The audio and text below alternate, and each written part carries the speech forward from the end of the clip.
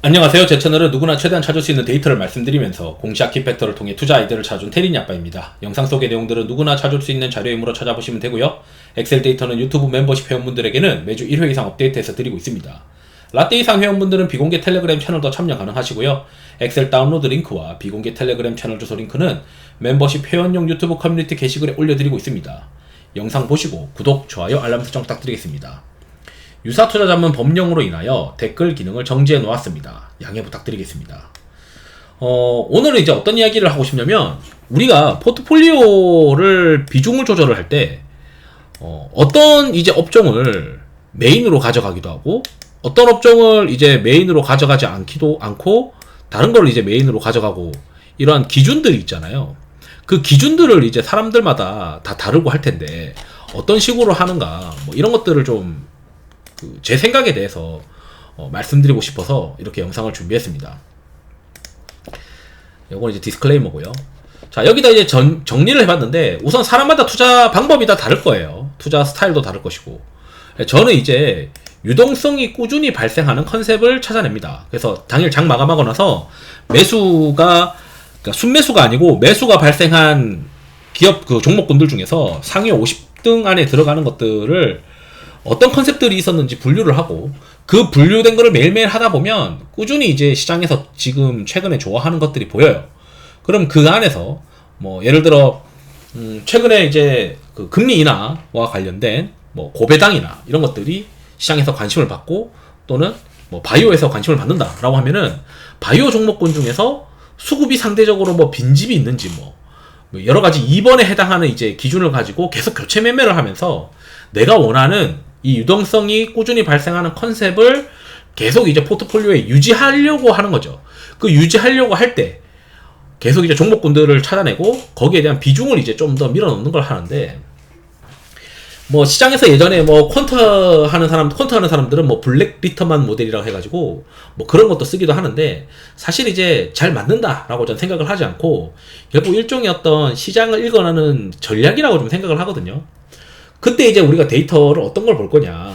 우선 저 같은 경우는 수급이 좀 확실하게 빈집인 모습이냐, 그런 것들을 많이 봐요. 그래서 유동성이 꾸준히 발생하는 컨셉 중에서 수급이 좀 빈집이어야 빈집인 거에 대한 종목을 좀 더 높여서 투자를 하기도 합니다. 그러면 수급이 빈집이라는 게 말이 뭐냐. 이제 이런 것들을 가지고, 최근에 현대글로비스가 오늘 이제 23일날 찍고 있는데, 현대글로비스가 이제 수급이 바닥에서 턴하고 있구나, 이런 것들은 점점 강화되겠구나, 이제 이런 개념으로 보기도 하죠. 그리고 수출 데이터를 봅니다. 수출 데이터가 센 거, 그런 것들을 비중을 좀 더 실쳐. 그래서 수출 데이터를 정리를 해서 최근에 이제 녹십자가 그나마 2분기 대비 3분기에 수출 데이터가 좋은 것들 중에서 많이 없는데, 바이오시밀러랑 그 다음에 녹십자가 좋더라. 그러니까 그 두 개를 봤을 때 뭐 삼성바이오로직스나 셀트리온이나 녹십자 이런 것들이 좋아 보이는데, 이렇게 수출 관련된 것으로 뽑아볼 수도 있고요. 그 다음에 이제 컨센서스가 상향되는 것들, 이제 이거는 이제 같이 봐야 돼요. 유동성 공급이 되고 있는 컨셉 군들이 있고, 그 컨셉 군들 중에서 최근에 뭐 컨센이 시계열별로 더 강화되는 것들도 있을 수 있고, 여기 내림차순으로 하게 되면 2020 30일 전 대비 컨센이랑 지금 현재 컨센, 그러니까 지금부터 30일 전에는 컨센서스가 하향되고 있다가 갑자기 상향으로 바뀌었다. 그래서 이런 것들을 이제 체크를 해보는 거죠. 이런 컨센이 점점 강화되는 것들, 가속화된 것을 찾아보는데, 유동성이 공급되고 있는 컨셉 중에서 이게 강화된 것들을 찾아서 그 종목군들을 좀 더 살펴보는 거죠. 왜 컨센이 강화됐을까? 애널리스트가 추정 이익을 올린 이유가 뭘까? 그 논리가 말이 되는가? 막연하게 올린 거 아닌가? 이제 이런 것들을 이제 체크를 하는 거죠. 그리고 이제 미국 시장의 동향이랑 일치하냐. 내가 지금 투자하려고 하는 컨셉이 미국 시장의 최근 이제 수익률을 봤을 때 최상위권이냐. 이제 그런 것들은 매일매일 아침마다 미국 시장에서 이제 끝났던 것들을 정리를 해보셔야 돼요. 이제 핀비즈라고 하는 데서 뭐 지도를 보는 것도 있긴 하겠지만, 업종별로 내가 봤을 때 시장에 어떤 업종들이 좀 더 강했는지, 그런 것들을 이제 ETF로 보던지, 저처럼 이제 뭐 텔레그램 회원분들한테는, 텔레그램에 들어와 있는 유튜브 회원분들한테는 이렇게 이제 하나하나 막 보고, 뭔가 조정 그 상승폭이 컸거나 하락폭이 컸거나 그런 것들은 말씀을 드리죠. 오늘 같은 경우는 22일 날 이제 미국에서 배당 관련된 종목군들이 굉장히 잘 버텼고 조정이 있었던 와중에서도 음식료도 이제 괜찮았었고, 그러니까 미국 시장 자체도 최근에 이제 방어주 개념들이 많이 워킹을 했었어요. 잘. 그러니까 이제 시장에서 방어주를 유리하게 생각하는 것 같다, 미국에서. 이렇게 또 해석을 해 나가는 거죠. 그리고 일정 같은 것도 체크를 합니다. 그래서 일정이 가까이 있는 것들은 이제 일정 플레이를 병행을 하면서 비중을 늘렸다 줄였다 하는 거겠죠. 보통 이제 저 같은 경우는 일정 이틀 전에 다 파는데, 이틀 전에 반 정도 반 이상은 팝니다. 반 정도 팔거나 다 파는데, 그러니까 D-2일의 절반 매도, D-Day의 나머지 남은 거 절반 매도해서 전량 매도.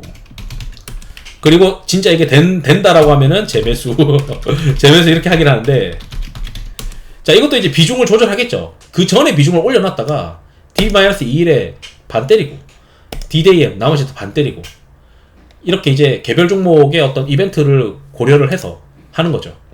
그리고 그게 빈집이냐 이런 것도 또 크로스 체크하는 거예요. 여기 있는 것들이 서로 크로스 체크하고, 그 다음에 지금 매크로 변화가 어떤 게 일치하느냐. 지금은 경기가 둔화되는 것 같다. 데이터들이 좀 슬로우해졌다. 그래서 연준이 금리를 인하한다더라. 그럼 지금 상황에서 팩트는 경기는 둔화되고 있다. 금리가 인하되고 있다. 그러니까 시장에서는 방어주 개념이 이제 워킹하는 거고, 고배당, 그리고 이제 뭐 고배당 밸류업으로 이제 보겠죠. 그 다음에 바이오도 헬스케어로 금리 인하에 대한 수혜니까 미국 시장에 잘 워킹을 했었고, 거기에 더불어서 국내에서도 하반기에 이제 이벤트가 있는 회사들이 있냐, 이런 것들을 이제 많이 보는 것 같아요. 그러면 지금 현재 이제 8월 23일 기준으로 우리가 보게 되면 수출 데이터는 2분기 대비 3분기에 크게 변화되는 게 없어요. 2분기 대비 3분기에 QOQ로 이익이 빵빵 증가하는 애들이 많이 없다고요. 그래서 시장은 지금 이번에 대해서 그렇게 관심이 없어요. 그러다 보니까 애널리스트들이 2분기 대비 3분기나 뭐 이익 추정하는 거에 대해서 시큰둥해요. 왜냐하면 수출 데이터가 QOQ로 올라오면서 뭔가 컨센서스를 상향하는 거, 애널리스트가 추정 이익을 상향하는 게 마치 맞는 것처럼 느껴져야 되는데 그게 와닿지 않는 거죠. 그래서 지금 현재는 2번이랑 3번이 워킹을 안 해요. 그러니까 시장에서 지금 보고 있는 게 빈집 플레이면서 미국 시장의 동향이랑 일치하냐. 지금 매크로 변화가 경기 둔화나 금리 인하고, 미국 시장에서 올라가는 게 음식료, 바이오, 고배당, 이런 방어 주식들이 센데, 한국도 마찬가지로 밸류업, 바이오 이런 것들이 이제 가는 거고, 그 다음에 거기에 맞춰서 미국의 어떤 정책 이슈나 이런 것들, 그리고 개별 종목 이벤트 이런 것들이 또 뭔가 되는 게 있느냐. 그래서 이제 우리가 메인 업종을 고르고 나서 그 메인 업종 중에서 어떤 것들을 많이 깔고 갈 거냐, 이런 의사결정을 해야 된단 말이죠. 그러면 이제 그 의사결정을 할 때 그 의사결정을 통해서 내가 비중을 가져가고, 그 다음에 인버스를 넣어야 되냐 말아야 되냐, 이런 것들을 고려를 할 때 이제 투자 의사결정을 하겠죠. 그래서 이제 이런 식으로 이제 관리를 저 같은 경우는 하는데, 남이 어떻게 관리하는지 봐야 사실 본인도 도움이 되는 건데, 저는 이제 시장 자체가 미국 시장에서도 보면 산업재가 좋았었거든요. 국내도 이제 금리 인하 관련돼서 뭐 건설주들도 좋았었고, 그 다음에 실적이 계속 나오는 방산, 조선도 이제 수주 잔고가 이제 뒷받침 되니까.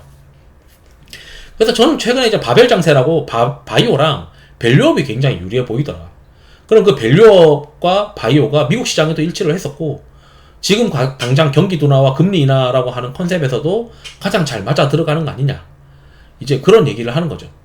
오히려 상반기에 강했었던 뭐 반도체나 화장품이나 이런 것들은 수출 데이터나 2번이나 3번이 아리까리하니까 이런 것들은 이제 후순위로 밀려버리는 거죠. 그럼 다시 한번 반도체나 화장품이나 이런 것들 갈 수도 있어요. 그럼 언제냐? 3분기 수출 데이터가 마무리되고 10월달에 20일치 수출 데이터가 나오는 10월 20일치부터는 또 달라질 수 있죠. 그때는 시장이 4분기 실적을 보는 게 아니고 2025년도 실적, 2026년도 실적, 이런 것들이 올라올 수 있느냐. 그런 것들을 이제 많이 체크를 하겠죠. 그래서 요렇게 이제 우리가 뭐 기준이 다 정해진 건 아닌데 제가 이제 항상 의사결정을 해서 보니까 여기 2번 중에 1번부터 6번까지를 많이 보더라. 1번부터 6번까지. 그럼 이걸 이제 응용을 해서 우리가 지금 현재 기준으로 지금 현재 금리 인하가 될 것이고 경기 둔화가 되는데 예를 들어 이제 연준의 금리 결정이 9월 19일 날 2024년 9월 19일 날 결정이 된다 해봅시다. 그러면 여기 딱 결정이 되면 가장 큰 변화인 금리 인하, 경기 둔화가 어느 정도 인정되고 금리 인하도 마무리되면서 모멘텀이 소멸한단 말이에요. 그럼 이제 일정을 봅시다. 일정을 보면 11월이 와. 10월 중순부터 11월 중순까지는 실적 시즌이에요. 그래서 애널리스트들의 컨센 상향 보고서들이 막 나옵니다. 그래서 요때부터는 본격적인 실적 시즌이니까 금리 결정은 끝났고, 그래서 이때부터는 이제 요 9월 19일 이후부터는 10월 중순부터 이제 애널리스트들이 컨센을 올리잖아요. 그 전에 이제 어떤 회사들이 컨센이 좋을지를 고민들을 시장에서 많이 할 거라고요. 그래서 요 때부터는 요 이제 9월 19일 끝나고 금리 결정 끝나고 나서는 실적이 그래도 3분기 실적이 수출 데이터로 부진하지만 QOQ로 그렇게 섹시하게 나오진 않지만 실적이 그래도 컨센이 올라갈 수, 시장에서 생각하는 것보다 더 잘 나올 것 같은 거, 컨센이라고 하는데 추정 이익이 더 잘 나올 것 같은 거를 선점하려고 하는 실적 관련된 종목군들을 다시 보려고 하는 시기가 될 겁니다. 또는 3분기 실적이 안 좋아도 4분기부터는 좋아질 텐데 10월 달에 수출 데이터들이 괜찮아. 그래서 10월 달에는 수출 데이터가 다시 중요해지겠죠. 자, 그리고 9월 달에 보게 되면 아시다시피 9월 달에 밸류업 지수가 발표가 돼요. 그럼 밸류업 지수도 발표되면 모멘텀이 소멸이죠. 그 다음에 진짜 수급이 들어와가지고 얘를 끌고 가지 않는 이상. 그리고 배당에 대한 결정은 2025년 3월에 있는 경우가 더 많고 2024년 12월이니까 뭐 요때 이제 좀 보려고 하는 경우가 있긴 한데 보통 봄에 배당하는 경우가 많아서 그때는 배당주 트레이딩을 다시 해야 되죠. 근데 지금 현재 제가 봤을 때 일정으로는 밸류업 지수 소멸, 그 다음에 여기에서부터 또 봐야 되는 게 뭐냐면 9월에 이제 대선 TV 토론회가 있어요. 그리고 나서 9월 19일에 금리 결정이 있죠. 그러면 시장에서는 정책이 어떻게 저쪽을 해리스랑 트럼프가 정책이 정해질 것이고 그 정책에 대해서 왈가왈부하면서 미국 시장이 왔다 갔다 할 때 금리 결정 딱 끝나고 나면은 이제 본격적으로 트럼프냐 해리스냐 같은 정책 관련주들, 지지율에 따른 정책 관련주들이 본격적으로 쏠림 현상이 나타날 수 있는 게 이 시기라고 봐요. 9월 19일 이후로. 그러니까 이제 전략을 우리가 생각해보면 지금 시장은 경기 둔화와 금리 인하와 관련된 고배당이니 밸류업이니 바이오니 이런 까라들이 워킹을 하고 있지만 이게 금리 인하 때리고 났고 그 다음 밸류업도 지수 발표하고 나면 시장이 이거는 이미 소멸된 모멘텀이니까 그 다음부터는 야 대선 TV 해가지고 이제 10월 10일 이제 곧 대선이 다가오니까 그 전까지는 미국의 대선 후보들의 정책 관련주들 그리고 또 3분기다 보니까 3분기 실적이 그래도 괜찮은 것들, 안 좋은 것들이 많이 있으니까 수출 데이터가 부진하니 안 좋은 게 많이 있지만 그래도 괜찮은 건 뭘까? 이런 것들을 많이 플레이 할 것 같아요. 그래서 제가 생각했을 때 시간이 지나면 어느 쪽으로 힘을 더 줘야 되느냐, 그거는 결국 정책 관련주와 그러니까 우리로 치면은 이제 그 대통령 후보 관련주 뭐 이런 건데 대선 관련주 뭐 이런 건데 미국 대선 관련주 이런 것들을 시장에서 관심을 가지지 않겠냐 이런 생각을 하고 있어요. 그리고 3분기 실적이 그나마 그래도 컨센이 올라가고 2분기 대비 3분기가 좋고 그러면서 2025년도 컨센이 올라갈 수 있는 로직을 가지고 있는 애들을 내가 좀 찾자, 그런 이야기를 할 것 같아요. 그래서 제가 똑같은 얘기를 했는데 방어주와 관련된 미국 시장의 그 컨셉이랑 동일한 게 이유가 가장 큰 변화, 매크로 상황의 가장 큰 변화가 경기 둔화와 금리 인하고 이거와 관련된 게 미국 시장의 동향과 일치를 하고 있고 이게 중요 일정의 정책과도 연관이 되죠. 왜냐하면 밸류업 지수라는 게 있고 금리 인하라고 하는 게 있고 2번이랑 3번은 지금은 힘이 없는 상태고, 그러니까 그 안에서 수급이 빈집인 것들을 찾는 거죠. 여기 중에서 고배당 밸류업 바이오 중에서. 그러면 9월 19일날 금리 결정하고 나서는 정책 관련주와 실적, 그리고 10월달 수출 데이터 관련된 것들, 요거 세 가지가 되겠죠. 왜냐면 10월달에 한 21주 수출 데이터면은 10월 한 달이거든요. 3분기까지는 좀 죽었는데 4분기부터 다시 좋아질 것 같은 애들을 나는 좀 미리 선점하고 싶어. 그게 이제 요때 이뤄질 것 같아요. 그래서 요때는 정책 관련주, 대선 정책 관련주, 그래도 실적이 괜찮은 애들, 그 다음에 이제는 수출이 턴어라운드 하면서 2025년 상반기가 그래도 기대되는 것들, 요런 걸로 무게가 넘어가니까 지금은 고배당 밸류업 바이오에 대해서 비중이 많이 있지만 연준이 금리 결정 전후로는 또 이제 메인 포트폴리오의 비중을 바꿔야겠죠. 그래서 이런 것들을 고민을 항상 합니다. 그 고민의 핵심 기준이 1번부터 6번. 6번이 해당하고 이게 다 서로 간에 유기적으로 좀 연결돼 있죠. 이 1번부터 6번을 보고 가장 지금 현재 유리한 게 뭘까? 그러면은 이게 전체 종목군 중에서 유리한 거 찾는 건 너무 어렵지 않나요? 그래서 제가 맨날 얘기하는 게 유동성이 계속 공급되는 것들 안에서 이 유리한 걸 찾자. 그래서 최근에 계속 유동성이 공급되고 있던 것들이 이런 것들이잖아요. AI부터 유틸리티, 지금 같은 경우는 그 중에서 어떤 것들이 시장에서 더 매력이 있다고 생각을 할까? 그 고민을 하는 거죠. 그리고 그 이외의 컨셉들은 쳐다보지 않는다. 왜냐면 돈이 안 도니까. 이렇게 지금 생각을 하고 있습니다. 그래서 뭐 이런 것들을 지금 고민하고 있어요. 그래서 고민하면서 제가 이제 뭐 예시도 지금 현재 시장을 가지고 저는 이렇게 생각합니다까지에 대한 예시까지 드렸으니까 이런 기준을 가지고 나도 같이 좀 고민을 해보면 되겠다. 이렇게 도움이 되셨으면 합니다. 이상으로 영상을 마치도록 하겠습니다.